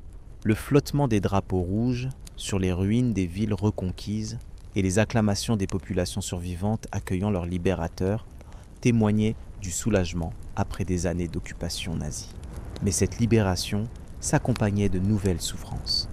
Les hommes en âge de combattre étaient immédiatement mobilisés, souvent envoyés au front sans formation adéquate. Le claquement des ordres de conscription affichés sur les murs et le gémissement des familles, voyant partir leurs derniers hommes valides, illustraient cette mobilisation désespérée. La guerre ne s'acheva en Ukraine qu'en octobre 1944, avec la libération des derniers territoires occidentaux. Mais en Ruthénie subcarpatique, annexée par la Tchécoslovaquie en 1919 puis occupée par la Hongrie en 1939, l'armée rouge ne se présenta pas en libératrice, mais en conquérante. En juin 1945, ce territoire fut officiellement incorporé à l'Ukraine soviétique. Le bruit sourd du marteau du diplomate scellant cet accord entre la Tchécoslovaquie et l'URSS complétait ainsi la réunion de presque toutes les terres ukrainiennes ethniques sous l'autorité soviétique. Le bilan de la guerre fut catastrophique pour l'Ukraine, qui comptait parmi les régions les plus dévastées d'Europe. Plus de 8 millions d'Ukrainiens avaient péri.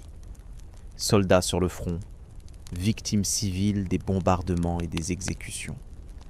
Juifs exterminés dans l'Holocauste, prisonniers de guerre morts en captivité, travailleurs forcés épuisés dans les usines, Alemanes, le silence pesant des villages à moitié vides et le grincement des béquilles des invalides de guerre symbolisaient cette hécatombe humaine.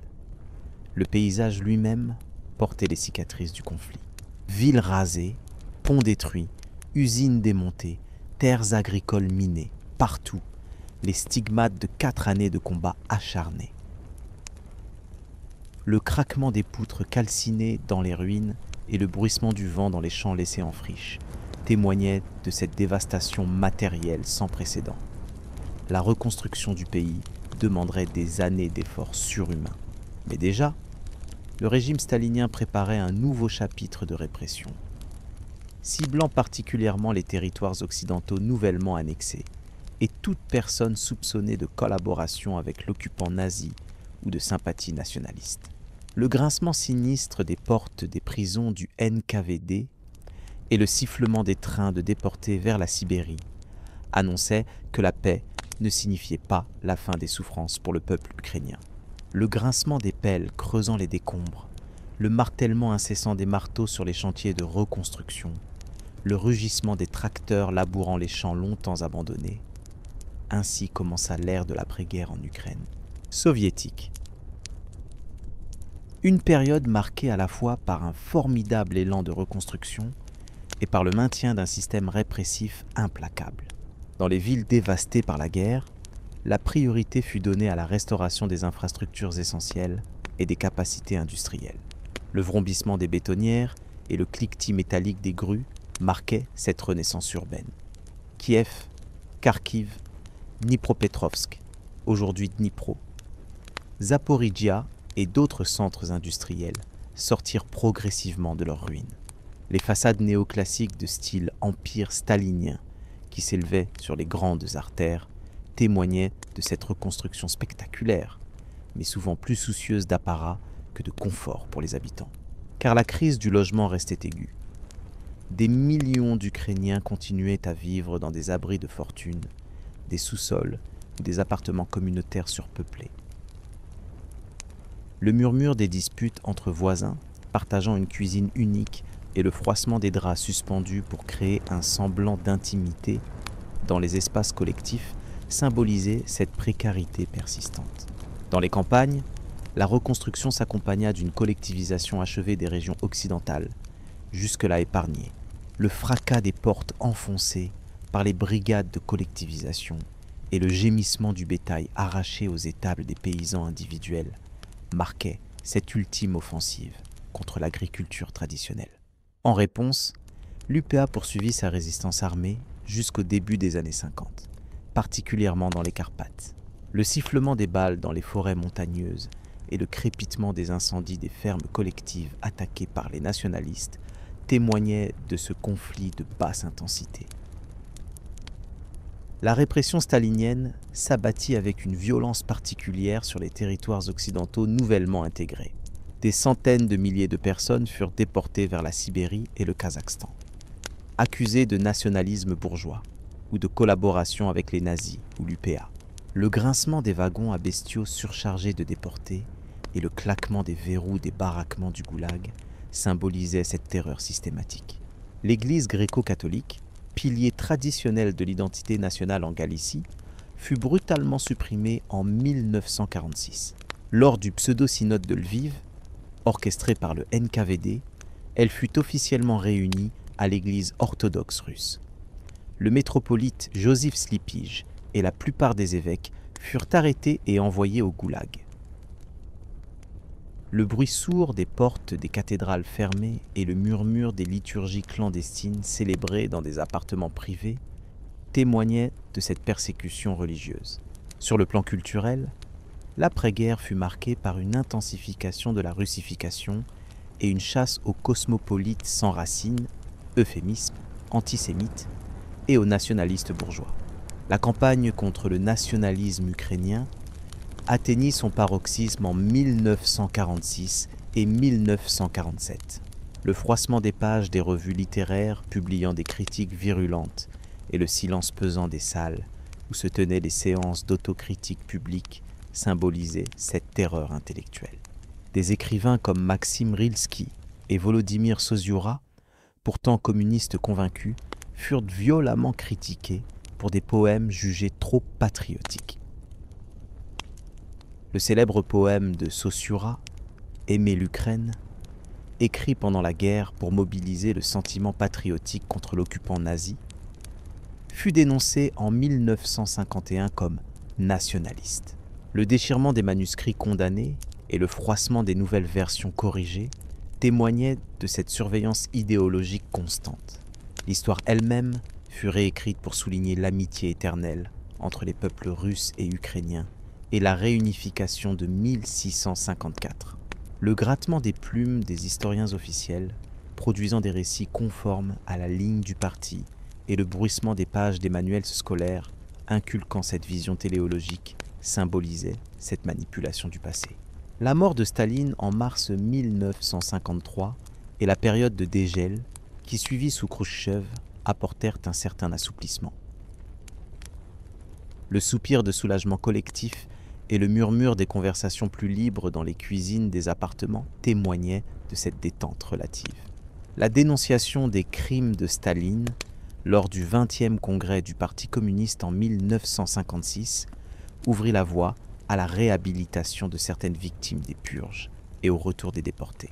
Khrouchtchev, qui avait été premier secrétaire du Parti communiste d'Ukraine de 1938 à 1949, accorda une attention particulière à la République. En 1954, à l'occasion du 300e anniversaire du traité de Pereyaslav, il rattacha symboliquement la Crimée à l'Ukraine, un geste administratif au sein de l'URSS qui prendrait une toute autre signification après l'indépendance. Le froissement des nouvelles cartes administratives et le bruit sourd des tampons officiels transférant la péninsule d'une république à l'autre semblait alors une simple formalité bureaucratique. Les années 50 et 60 virent une modernisation accélérée de l'Ukraine, avec le développement de nouvelles industries, notamment dans les secteurs de la défense et de l'aérospatiale. Le vrombissement des moteurs dans les nouvelles usines de construction aéronautique d'Antonov à Kiev et le cliquetis des machines de haute précision dans les complexes militaro-industriels de Dnipropetrovsk témoignaient de cette transformation économique.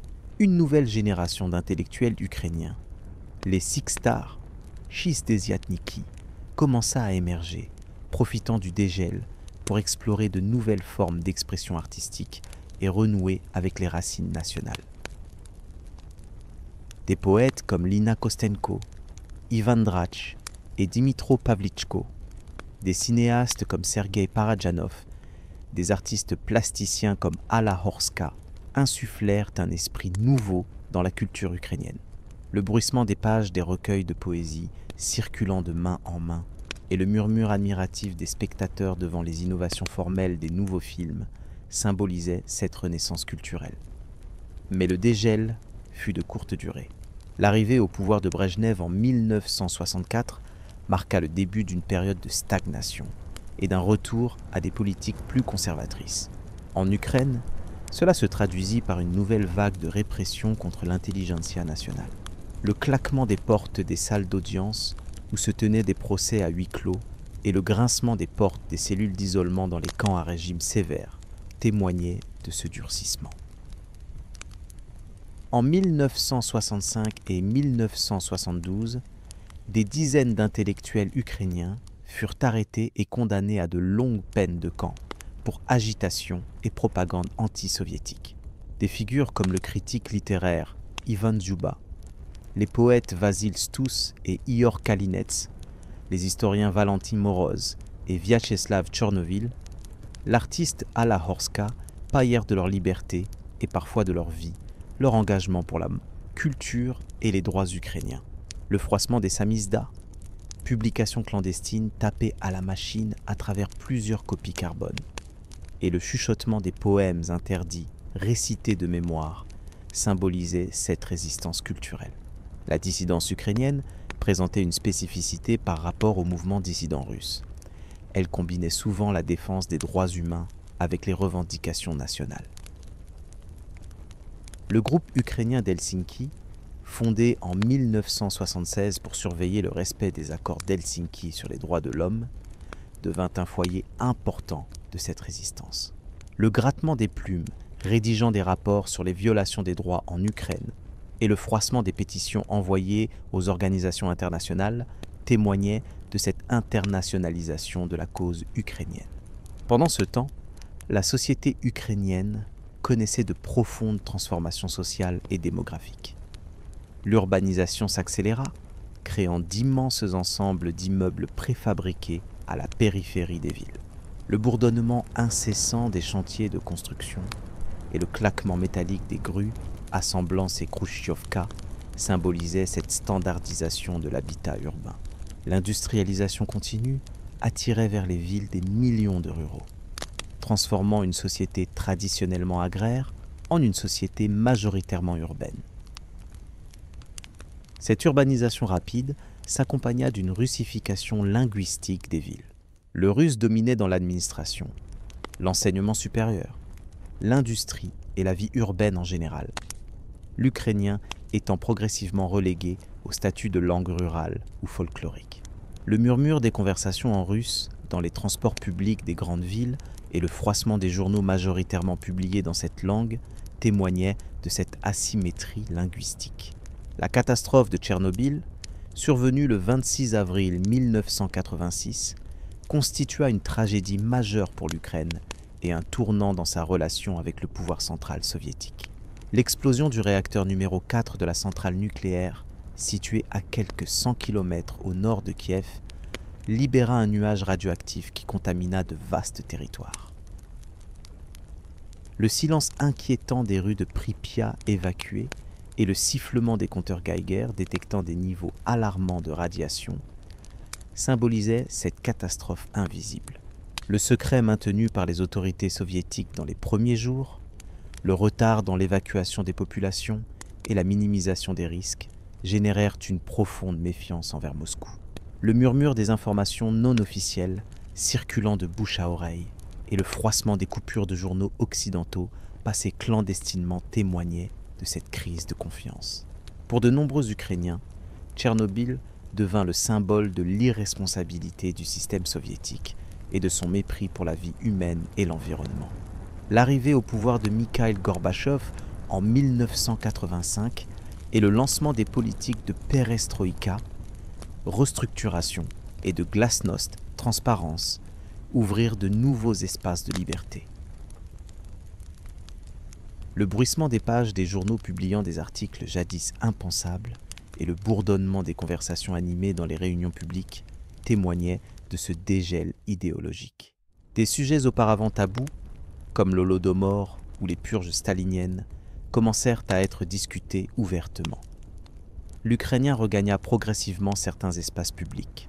Des organisations informelles, puis des mouvements politiques émergèrent, revendiquant davantage d'autonomie pour l'Ukraine, la défense de la langue et de la culture nationale, et des réformes économiques et politiques.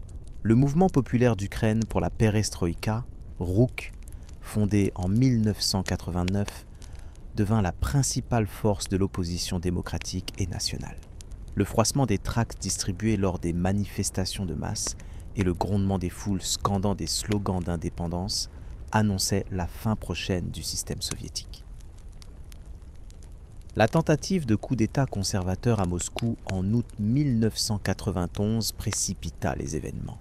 Le 24 août 1991, le Soviet suprême d'Ukraine adopta l'acte de proclamation d'indépendance, confirmé par un référendum le 1er décembre de la même année, où plus de 90% des votants se prononcèrent pour l'indépendance.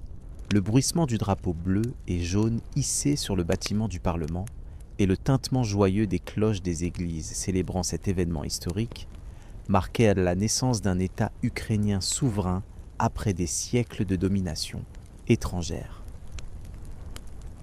L'Ukraine entrait ainsi dans une nouvelle ère, celle de l'indépendance, avec ses défis, ses espoirs et ses désillusions.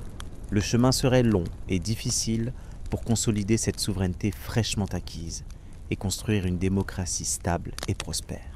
Le murmure des discussions dans les assemblées constituantes et le froissement des projets de nouvelles lois et institutions annonçaient les immenses chantiers qui attendaient la jeune nation. Le tintement des cloches de la cathédrale Sainte-Sophie, le bruissement du drapeau bleu et jaune flottant sur les bâtiments officiels, les acclamations de la foule rassemblée sur la place de l'indépendance. Ainsi débuta l'ère de l'Ukraine, souveraine, après des siècles d'aspirations frustrées et de domination étrangère.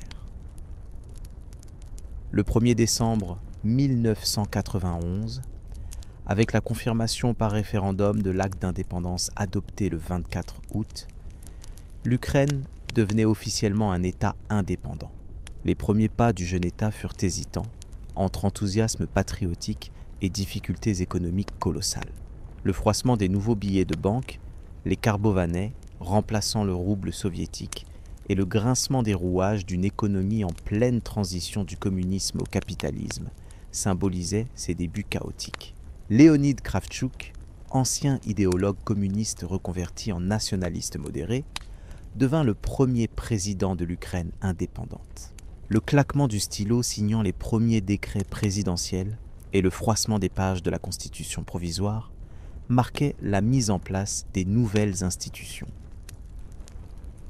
Une tâche titanesque attendait les dirigeants.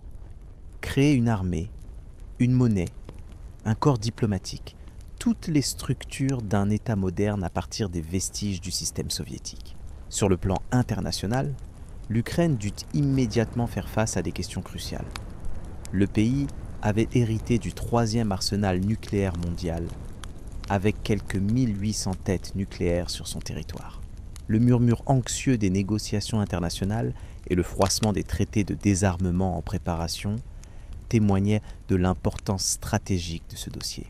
Par le mémorandum de Budapest signé en 1994, l'Ukraine accepta de transférer ses armes nucléaires à la Russie en échange de garanties de sécurité de la part de la Russie, des États-Unis et du Royaume-Uni. Un accord dont la valeur serait remise en question 2 décennies plus tard. Les relations avec la Russie post-soviétique constituaient un autre défi majeur. Le partage de la flotte de la mer Noire, stationnée en Crimée, le statut de la péninsule elle-même, les disputes sur le prix du gaz russe dont l'Ukraine dépendait pour son énergie. Autant de pommes de discorde qui empoisonnaient les relations entre les deux pays. Le grondement sourd des négociations tendues et le sifflement du gaz dans les pipelines traversant le territoire ukrainien symbolisaient cette interdépendance conflictuelle. Sur le plan intérieur, l'Ukraine connut une crise économique dévastatrice dans les années 90. L'hyperinflation atteignit le taux record de 10 000% en 1993. Le froissement des liasses de billets de plus en plus épaisses nécessaires pour les achats quotidiens et le cliquetis des calculatrices constamment utilisées pour suivre les prix qui augmentaient d'heure en heure témoignaient de cette instabilité économique chronique. Les privatisations sauvages enrichirent une minorité d'oligarques tandis que la majorité de la population s'enfonçait dans la pauvreté.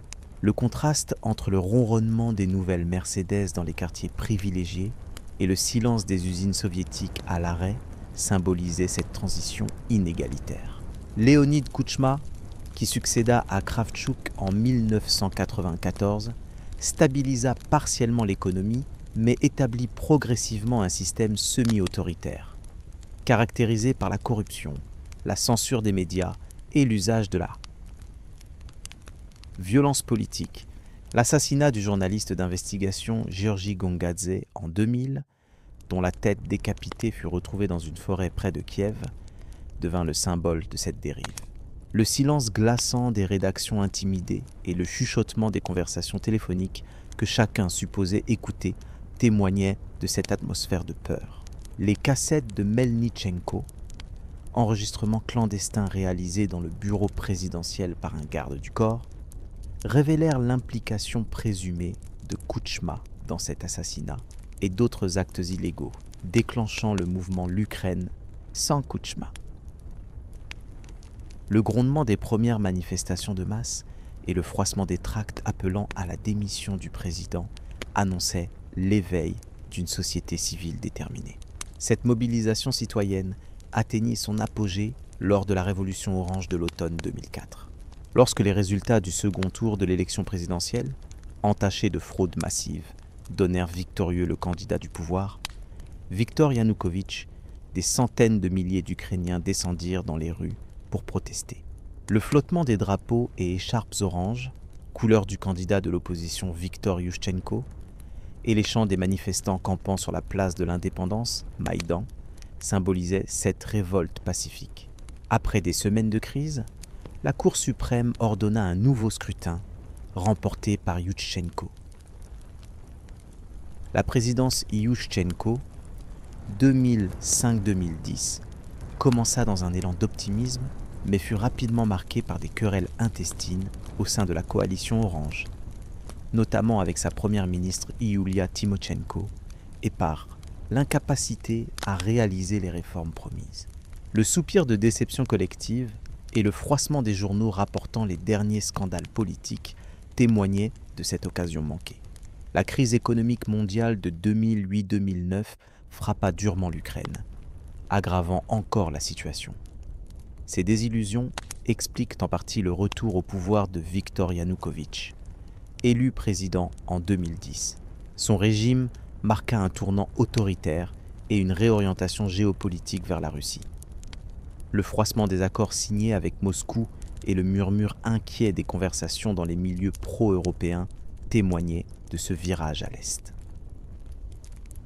En novembre 2013, la décision soudaine de Yanukovych de suspendre les préparatifs de signature d'un accord d'association avec l'Union européenne sous la pression de la Russie déclencha d'immenses manifestations pro-européennes à Kiev et dans d'autres villes. Ce qui commença comme une protestation estudiantine pacifique se transforma en un mouvement révolutionnaire massif après la répression violente des manifestants par les forces de l'ordre. Le grondement de la foule, scandant « Gloire à l'Ukraine »,« Gloire aux héros » et le crépitement sinistre des cocktails Molotov répondant aux tirs des snipers marquèrent l'escalade de ce conflit. La révolution de la dignité, ou Euromaïdan, culmina en février 2014 avec des affrontements sanglants à Kiev qui firent plus d'une centaine de morts, principalement parmi les manifestants. Le froissement des barricades improvisées et le sifflement des balles sur la place Maïdan témoignaient de cette violence inouïe. Abandonné par ses soutiens, Yanukovych s'enfuit en Russie et un gouvernement intérimaire pro-européen fut formé.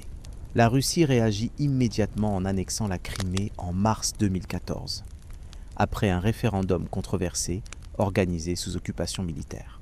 Le claquement des bottes des petits hommes verts, soldats russes sans insigne, et le bruit sourd du changement précipité des plaques d'immatriculation et des enseignes officielles symbolisaient cette annexion éclair.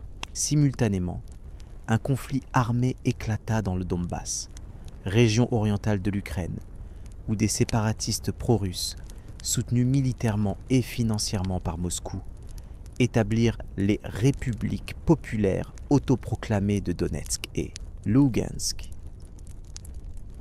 Le grondement des chars et le crépitement des tirs d'artillerie marquèrent le début d'un conflit qui ferait plus de 13 000 morts et des millions de déplacés au cours des années suivantes.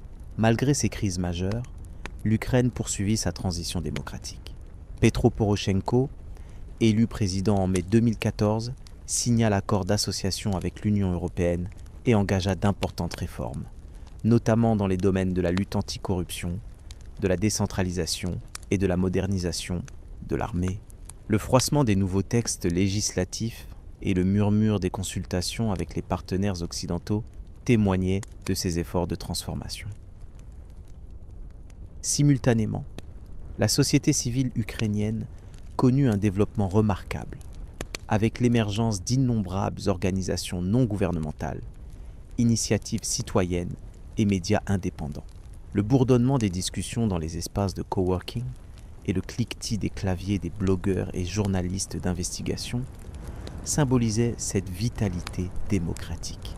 En 2019, Volodymyr Zelensky, ancien acteur et producteur de télévision sans expérience politique préalable, fut élu président avec un score écrasant, incarnant le désir de renouveau face à une classe politique traditionnelle, discréditée. Le bruissement de la foule acclamant ce nouveau venu et le froissement des programmes ambitieux proposés par son équipe illustrait cet espoir de changement radical. L'histoire ukrainienne récente illustre la résilience d'un peuple déterminé à construire son avenir selon ses propres choix, malgré des obstacles considérables. Entre l'héritage soviétique encore prégnant, les pressions russes, les défis de la construction démocratique et les difficultés économiques, le chemin vers une pleine souveraineté reste semé d'embûches. Le murmure des discussions dans les cafés de Kiev ou de Lviv sur l'identité nationale, les relations avec la Russie et l'Europe, et les perspectives d'avenir témoignent de ces questionnements permanents.